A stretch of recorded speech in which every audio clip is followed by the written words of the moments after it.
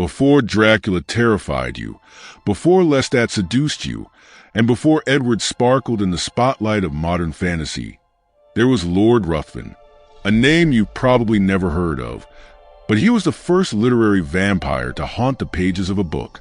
He was dark, aristocratic, seductive, and dangerously lethal. In this video, we're going to uncover the mysteries behind Ruthven, who he was, how his story shaped literature, and why, even in the shadows, he remains the ancestor of all the vampires we know today.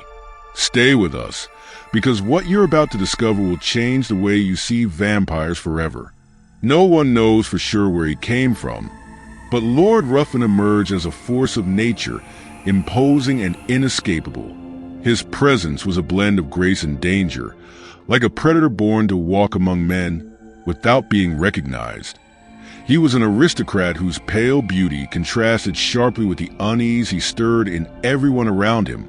In the most refined halls of society, he didn't need to raise his voice to be heard, nor make grand gestures to be noticed. His mere presence was a declaration of power and mystery. Ruthven was not just a man. He was a symbol of everything irresistible and destructive about the perfect predator. His gaze, cold and calculating, seemed to pierce into the soul of anyone daring to meet his eyes. Many were drawn to him, but few understood the true nature of this dark aristocrat. He moved through the circles of high society with the finesse of a maestro, commanding attention, manipulating conversations, and leaving behind a trail of ruin and fascination wherever he went. He was both an enigma and a threat. While other aristocrats flaunted their wealth and indulgences, Ruthven was different. There was a lethal simplicity to his demeanor, an apparent disinterest in anything but himself. Yet this indifference was calculated, designed to lure the curious and the vulnerable. People were like moths drawn to a flame. The closer they got, the more ensnared they became in the web of mystery and seduction he wove so effortlessly. At his core, Ruthven was a predator, but not only of blood. He consumed entire lives, destroying not just bodies but also reputations and dreams. His preference for virtuous women and idealistic men was no coincidence. He didn't just seek victims. He sought symbols of innocence and hope, something he could deliberately destroy. Death was merely the final act of a meticulously orchestrated spectacle by this master of destruction. What made Ruthven even more terrifying was his ability to go unnoticed. He didn't need to hide in dark alleys or act under the cover of night. On the contrary, he shone in ballrooms, captivating everyone who crossed his path. But for those who looked closer, something was amiss. An emptiness in his eyes, a coldness in his movements, as though he were a creature out of time and place, belonging more to the shadows than the light. And so, Lord Ruthven became more than just a character. He became a living force, a reflection of everything dark and dangerous in humanity. But his story doesn't end with his presence. It gains intensity and tragedy when he crosses paths with Aubrey, an idealistic young man whose life will be irrevocably altered by his proximity to this enigmatic being. It is in this encounter that we begin to grasp the true extent of Ruthven's power. When Aubrey first met Lord Ruthven, he was an idealistic young man, full of romantic notions and dreams of heroism. Ruthven's figure embodied everything Aubrey believed to represent nobility, a man of stately demeanor, cloaked in mystery and irresistible charm. Yet, there was something about Ruthven that seemed to defy logic, an enigma Aubrey could not decipher. He was immediately drawn to him, like a moth to a flame, yearning to understand what made this man so different from all others. Unbeknownst to him, Aubrey was being led down a path of no return. The friendship between Aubrey and Ruthven began almost casually but quickly deepened. Ruthven, with his calm speech and calculated gestures, seemed to know exactly how to captivate Aubrey, awakening in him an almost childlike fascination. To Aubrey, Ruthven was the hero of a living romance, a character he longed to unravel.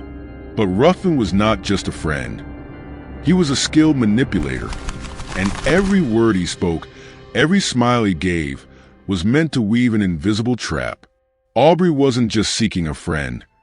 He was falling under the spell of something far more dangerous. When Ruthven proposed they travel across Europe together, Aubrey accepted without hesitation. He saw in the proposal an opportunity to broaden his horizons, to learn and embark on adventures alongside someone who seemed to possess a profound knowledge of the world. However, this journey soon turned into a disturbing experience. Everywhere they went, Ruthven left a trail of destruction that Aubrey could not ignore. Unexpected illnesses befell friends, fortunes were lost, and lives were ruined. Aubrey began to realize that Ruthven was the catalyst for these tragedies, but he found himself unable to pull away. Ruthven, in turn, seemed to delight in Aubrey's confusion and anguish. He was a master at creating situations where the young man had no choice but to trust him.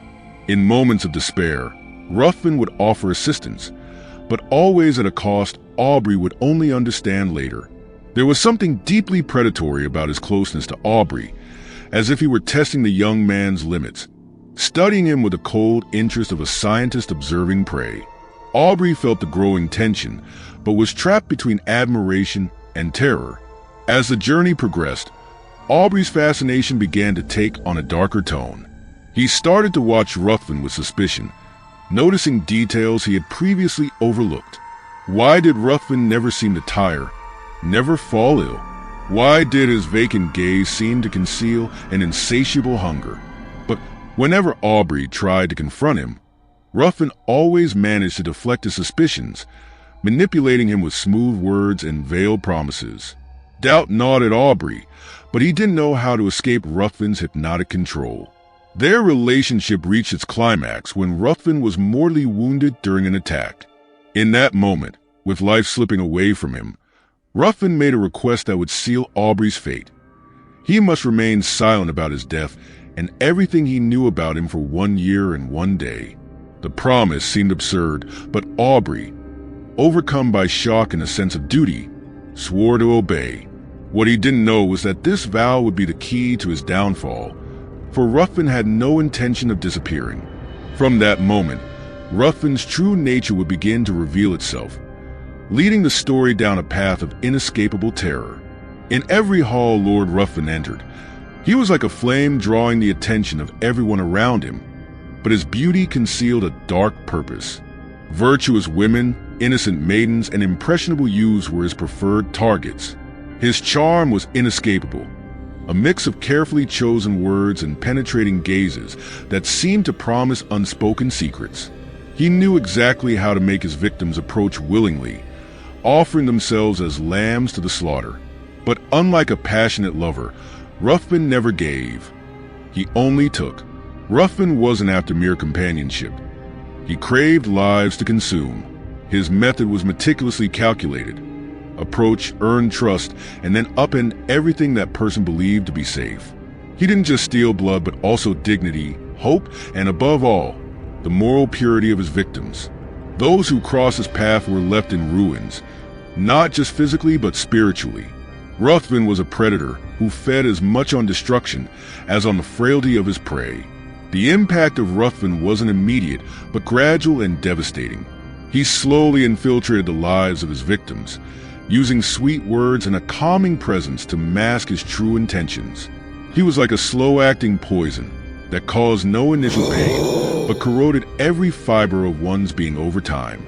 Yet there was one thing he never fully hid: his gray, opaque eyes that conveyed an absolute emptiness. Those who dared to meet his gaze felt a chill that seemed to freeze their very souls. His power of seduction wasn't limited to words or beauty. Ruthven was a master manipulator, someone who understood how to exploit human vulnerabilities with surgical precision. He offered comfort to the despairing, support to the lost, and most cruelly, love to those yearning to be saved. But every promise came with a price. What seemed like a helping hand was, in reality, a noose tightening around the victim's neck. By the time they realized it, it was already too late to escape. Aubrey, witness to many of these manipulations, couldn't fully grasp the scope of the danger Ruthven posed. He saw the signs, noticed the devastation, but logic betrayed him. How could a man so sophisticated and charming be the source of such misery? It was as though Ruthven were an invisible force, capable of draining the vitality of everything and everyone around him without ever dirtying his hands. Aubrey, torn between fascination and revulsion, began to realize he was dealing with something beyond human comprehension. As Ruthven left his mark on the lives he touched, one inevitable question arose. How far would he go? Aubrey knew his sister, a young woman as innocent as Ruthven's other victims, was in grave danger. But the vow he had made to the vampire bound him to silence, rendering him unable to warn those he loved. Ruthven, like an inescapable shadow, continued to expand his dominion, moving with the grace of a predator on the hunt. From there, the true terror was about to begin, with consequences that would leave Aubrey forever scarred. The moment of Aubrey's promise to Lord Ruthven was as enigmatic as it was terrifying. Ruthven, mortally wounded, spoke with the intensity of someone who commanded even his own fate. He demanded that Aubrey swear absolute silence about his death and everything he knew for a year and a day. To Aubrey, the request seemed like the dying wish of a man on the brink of death. But the depth of that demand carried something far darker.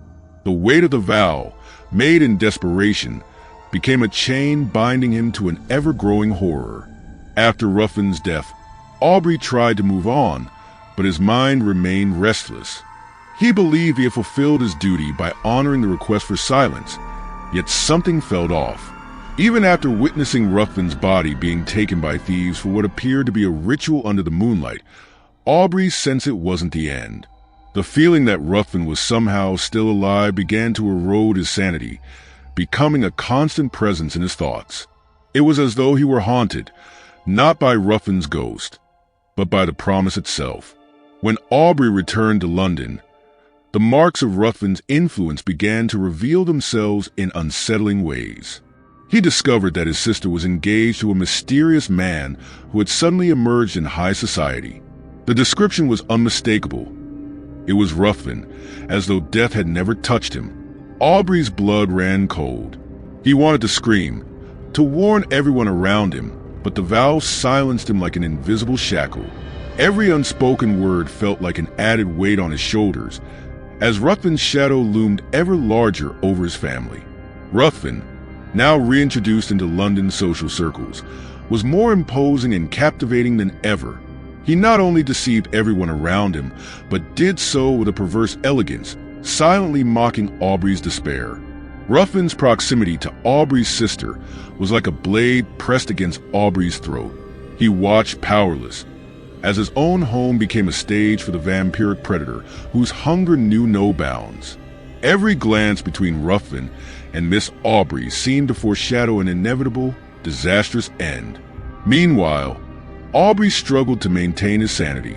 He knew that each passing day brought him closer to collapse. What was that oath if not a death sentence for everyone he loved?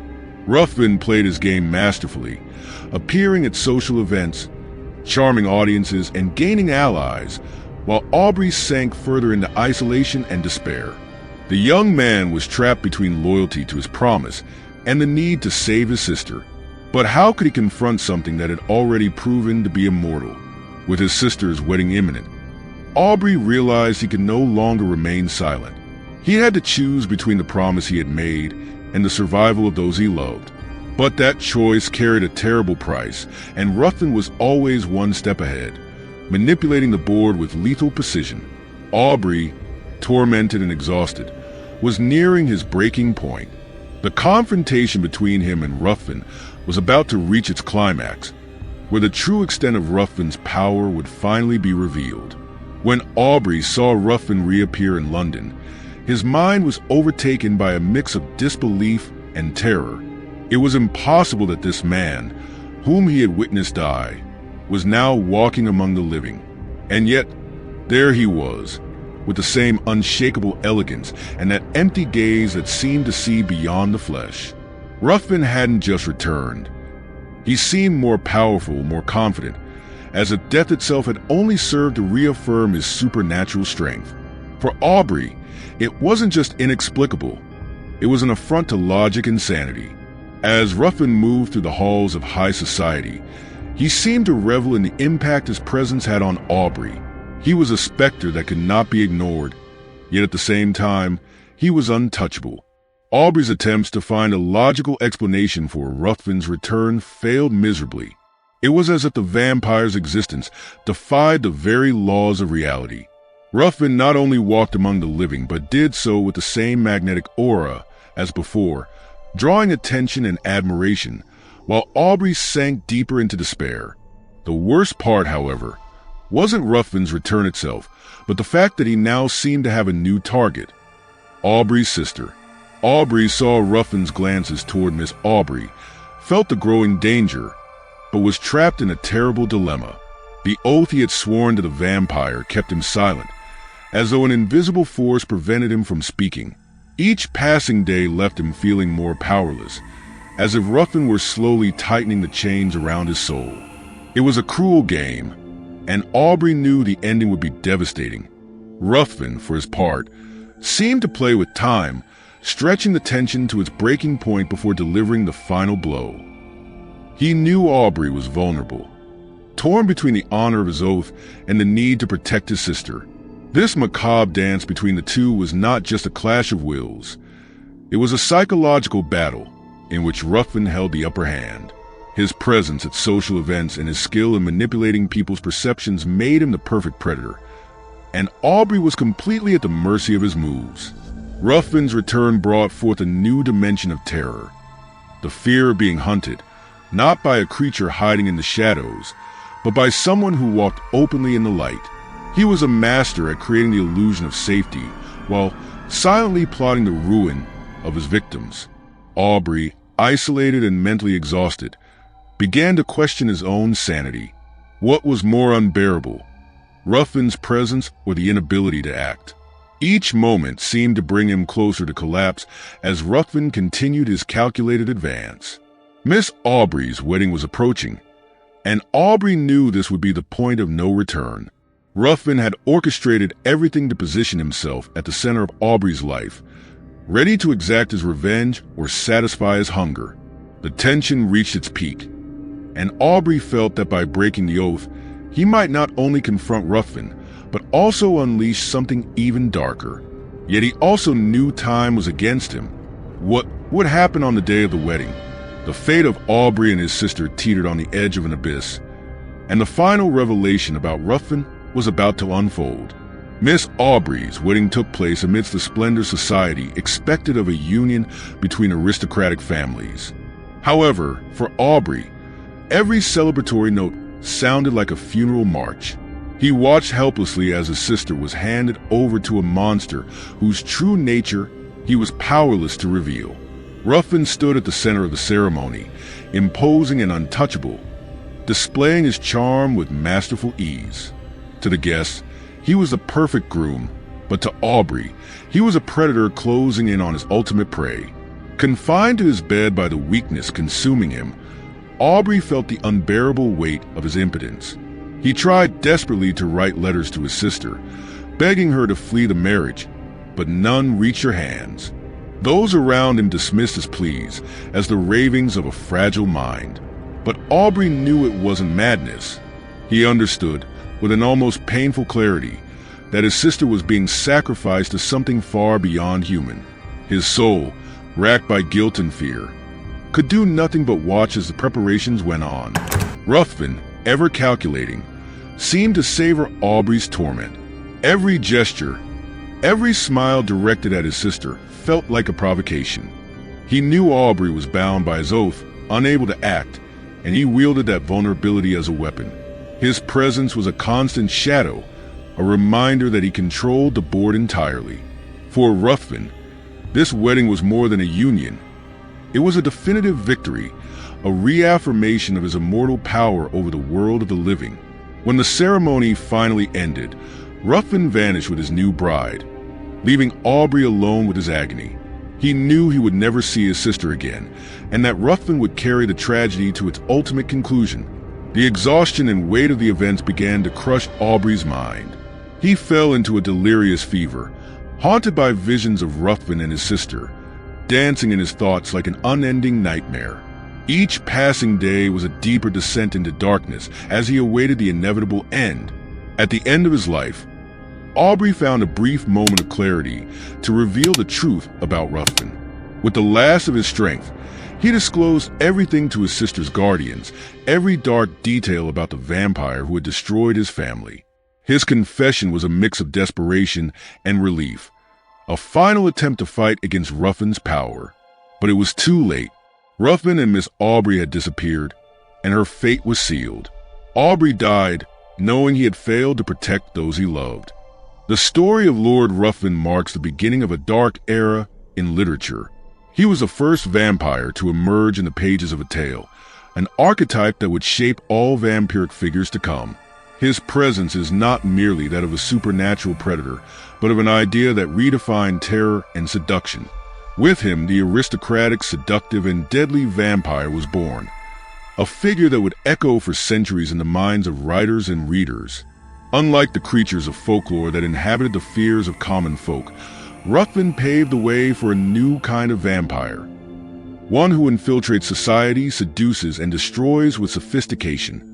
His significance lies not only in being the first, but in inaugurating a genre, laying the groundwork for icons like Dracula and Lestat, who would expand the reach of the myth. Yet, it is Ruthven who wears the crown of origin. Today, he may seem forgotten, but his influence can be seen in every vampire that captivates us. It is impossible to look at the history of horror literature without recognizing his importance as a precursor. Lord Ruthven is not just a character. He is the starting point of a journey that transformed the vampire into one of fiction's most enigmatic and enduring figures. And like any true vampire, his story never truly ends.